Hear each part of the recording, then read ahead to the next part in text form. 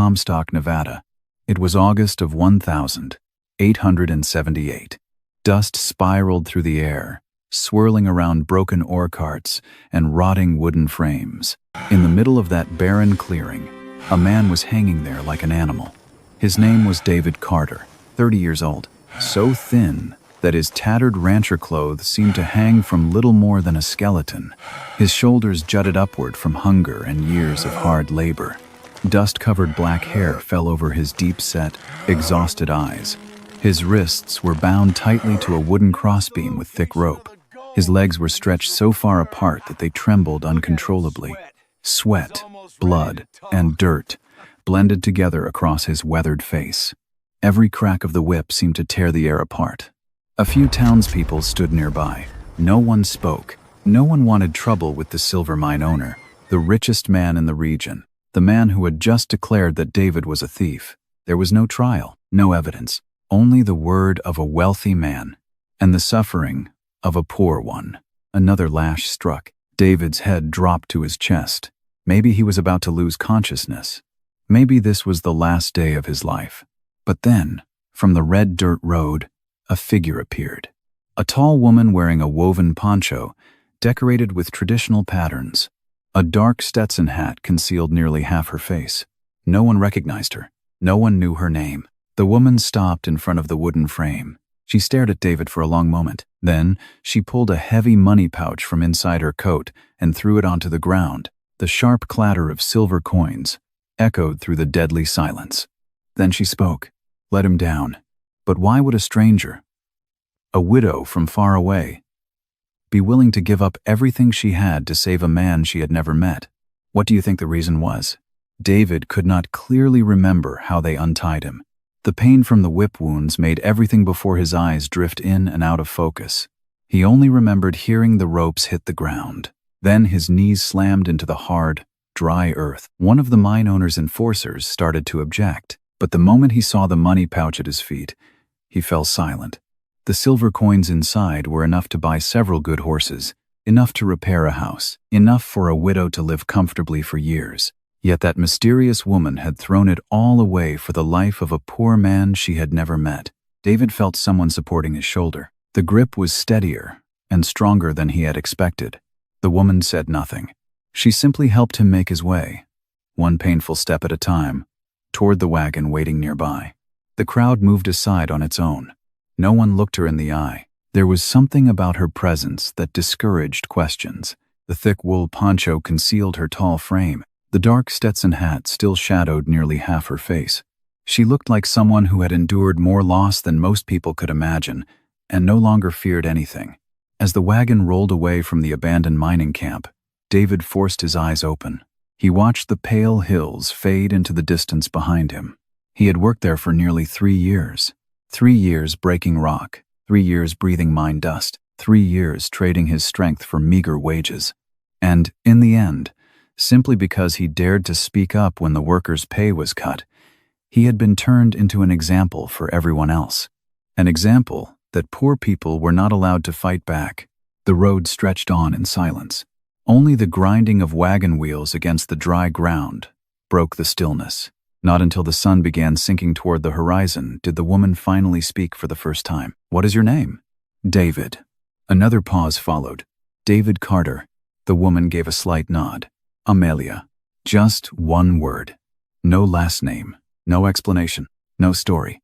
When the wagon crested a low hill, David saw a small ranch appear amid the sun-scorched grasslands. The fence was old, the stable leaned to one side, the wooden roof needed repairs in several places. It was not the home of a wealthy person. That only deepened his confusion. Why would a woman, living under such modest circumstances, spend every dollar she had saved to rescue a complete stranger? What David did not yet know was that the money pouch left behind at the mining camp would not only change his life, it would also change Amelia's life forever. David woke when the early morning sunlight slipped through the gaps in the wooden roof.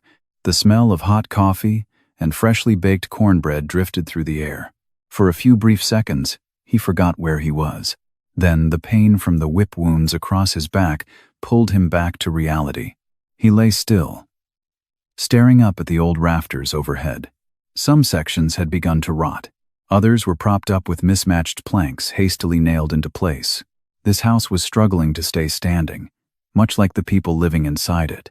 When David stepped onto the porch, he saw Amelia carrying water from the well. In the morning sunlight, the ranch came into clearer view, and what he saw surprised him. Most of the northern fence had collapsed. The horse barn leaned heavily to one side. The stone wall behind the house was split by a long crack running from top to bottom. The outdoor baking oven had lost an entire corner of its roof.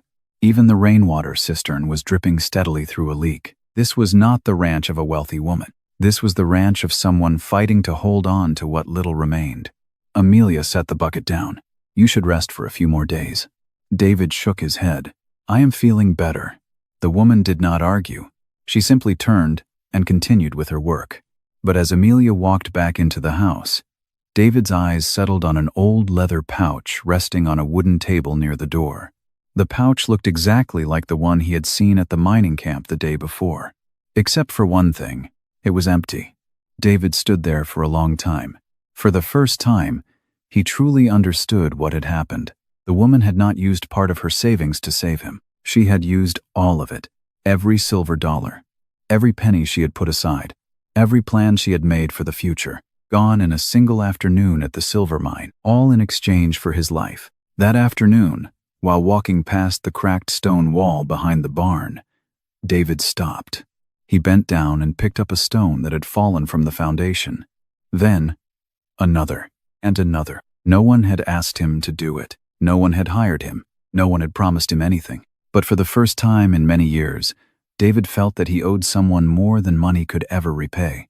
And perhaps the only way to begin paying that debt was with a single stone placed back into a wall that was slowly falling apart. The days that followed passed slowly, like water flowing through parched land. David never mentioned leaving, and Amelia never asked how long he planned to stay. Between them existed an unspoken agreement. He worked, and she allowed him to work.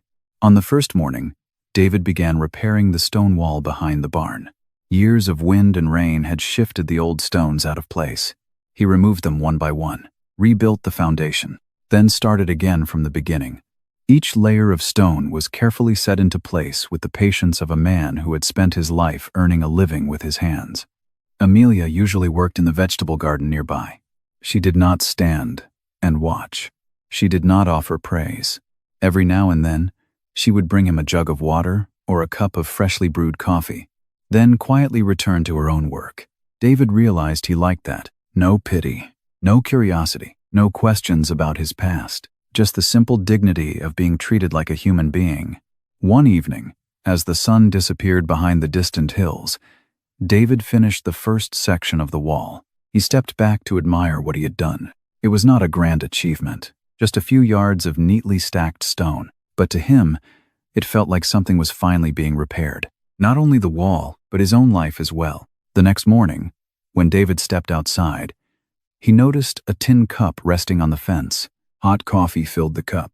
There was no note, only steam rising into the dawn light. Without realizing it, he smiled. It was probably the first genuine smile he had worn in months. Over the following weeks, the ranch began to change. The barn was reinforced and made sturdier. The baking oven was rebuilt with fresh brick. A small rainwater cistern slowly took shape behind the house. Everything improved little by little, slowly, but steadily, just like trust. Some things cannot be bought with money. They cannot be demanded. They only appear after many days of watching the same sun rise and set over the same piece of land together. And perhaps you have experienced that yourself. Has there ever been a place in your life where you planned to stay for only a few days, but somehow found yourself wanting to remain much longer? Let me know in the comments. Because sometimes home is not where you were born. It is where someone leaves a hot cup of coffee waiting for you in the morning. But just as that sense of peace was beginning to take root, a strange wagon appeared on the dirt road leading to the ranch, and the man riding inside was staring at David, as though he had finally found something he had been searching for a very long time. The wagon stopped at the ranch gate just as the sun reached its highest point in the sky. David set down his hammer. From where he was working, he could clearly see the man stepping out of the wagon. A dark suit, polished leather boots, an expensive silver watch hanging from his vest. This was not the appearance of a working man. David recognized him instantly. Elias Thornton, the silver mine owner. The same man who had ordered him strung up in the mining camp not long ago. The air around the ranch suddenly felt heavier. Amelia emerged from the garden. She looked at the uninvited visitor with calm, steady eyes. No greeting, no sign of fear. Thornton glanced at the newly rebuilt stone walls, the water cistern that was still being finished, the neatly repaired barn. Then his gaze settled on David. A cold smile appeared at the corner of his mouth. "I see you recovered rather quickly." David said nothing. The richest man in the region slowly walked around the yard, as if he were inspecting a piece of property. Finally, he turned toward Amelia. "What a shame." "A shame about what?" Amelia asked. Thornton shrugged. "A shame that a decent widow is being taken advantage of by a thief." The words hung in the air like gun smoke. David clenched his fists, but Amelia remained calm. "I know exactly who I am helping." For the first time, Thornton's smile disappeared. He stared at Amelia for a little longer, as though searching her face for some sign of fear. But there was nothing. Only the quiet composure of someone who had learned to live with loss. At last, he climbed back into his wagon and left. Yet before passing through the gate, Thornton spoke a sentence that sent a chill through David. "Some things are meant to stay buried underground, just like many things in a silver mine." That evening, as the oil lamps cast their warm glow across the small kitchen, David could not stop thinking about those words. And then he noticed something. On a shelf against the wall sat an old leather-bound ledger. It was worn with age. The corners of its pages had yellowed over the years. Amelia quickly put it away when she noticed him looking. But that brief moment was enough. David had seen numbers inside. Columns of records. Payments. Signature. It did not look like a diary. It looked more like an accounting ledger. A long time passed before Amelia finally spoke. Her voice was quieter than usual. "My husband used to work for the silver mine." David looked up. The flame of the oil lamp flickered gently in the night breeze. Amelia was silent for several seconds. Then she continued. "Before he died, he discovered things he never should have known in the first place. Outside the window, the night wind swept across the darkened fields. And inside that small kitchen, David began to understand that what had happened to him had probably never been just the story of one poor laborer. That night, David barely slept. The wind whispered through the cracks in the old wooden house, creating a steady rhythm in the darkness. But his mind kept returning to one sentence. Some things are meant to stay buried underground. Elias Thornton had not come merely to make a threat. Men like him never wasted their time. If he had personally shown up at the ranch, it meant he was afraid of something. The next morning, David went back to work as usual. He repaired the southern gate, reinforced the beams inside the barn, and tried not to think about the old ledger he had seen. But the harder he tried to ignore it, the more he noticed. He began to realize that Amelia always locked the bottom drawer of the wooden cabinet in the kitchen. Every evening, after the day's work was done, she would sit alone beside the oil lamp, reading something for a long time, then putting it away before going to bed. Amelia was not hiding it clumsily. She hid it like someone who had been doing it for years. One afternoon, while the two of them were repairing the shelter behind the house, David finally spoke. "What did your husband discover at the silver mine?" The hammer in Amelia's hand paused for a few seconds. She looked out across the distant fields, where the last sunlight of the day painted the dry grass gold. "The numbers did not add up," she said. David waited. Amelia continued. "The workers' wages were recorded as lower than what they were actually paid. Shipments of silver disappeared from the books, and money was being sent to places nobody could explain." David frowned. He had worked in the mine for years. Those revelations did not surprise him. What surprised him was what came next. And then what happened?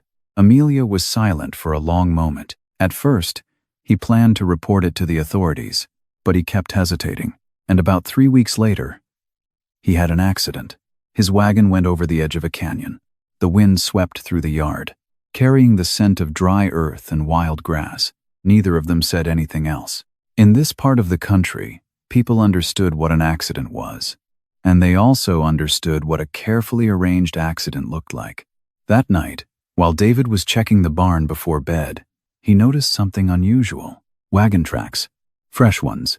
Very fresh. Someone had stopped outside the fence and then left. They had not come inside, only watched. David crouched down and studied the soft soil. There had been at least 2 horses. He stood there for a moment. The night sky stretched endlessly above him, silent. And for the first time since arriving at the ranch, David felt a cold truth beginning to emerge. Perhaps Elias Thornton was not only trying to silence the dead, perhaps he was also keeping watch on the living. And if that was true, then Amelia was in far greater danger than she realized. In the days that followed, David never told Amelia about the wagon tracks outside the fence. He knew she already carried enough burdens. Instead, he started paying closer attention. Every morning before sunrise, he made a full circuit around the ranch, checking the fences, checking the barn, checking the roads leading onto the property, not because anyone asked him to, but because he had begun to see this place as something worth protecting. That realization surprised even him. This is something few people talk about openly regarding the silver mines of Nevada in 1878. Workers had no right to inspect the mine owners' payroll records. There were no laws protecting them. No union. No place to file a complaint. Whatever the mine owner wrote down became the truth. And the truth belonged to the man with the money.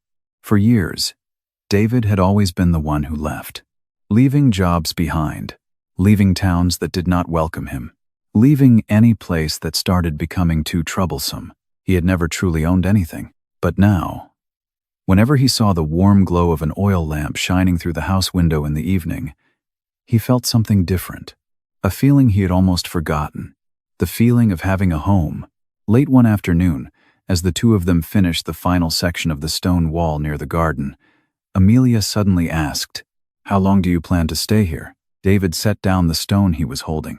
He did not answer right away, because the truth was, he had never really thought about it.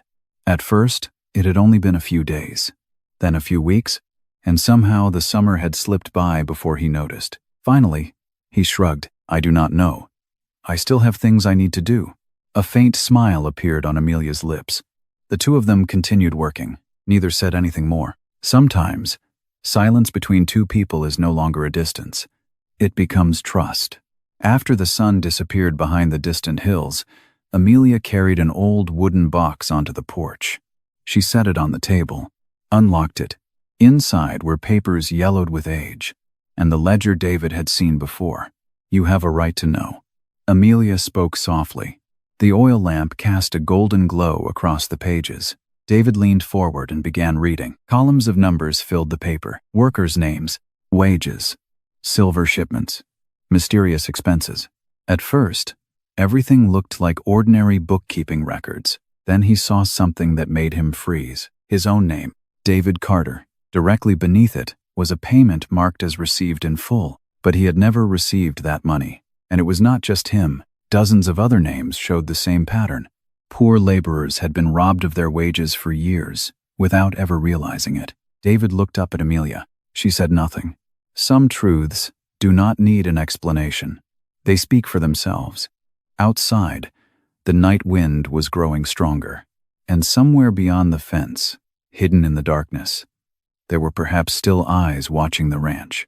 Because now David finally understood. What Elias Thornton feared was not a poor laborer. It was a stack of papers that could bring his entire silver empire crashing down. That night, David Carter sat alone on the porch for a long time. The fields lay silent beneath the silver glow of the moon. From inside the kitchen, the warm light of an oil lamp spilled through the small window. Amelia was still seated at the old wooden table. In front of her rested the ledger that had cost a man his life 11 years earlier, and it might yet place a woman in danger once again. David looked at the house for a long time, at the stone wall he had built, at the newly completed water cistern, at the warm light shining through the window.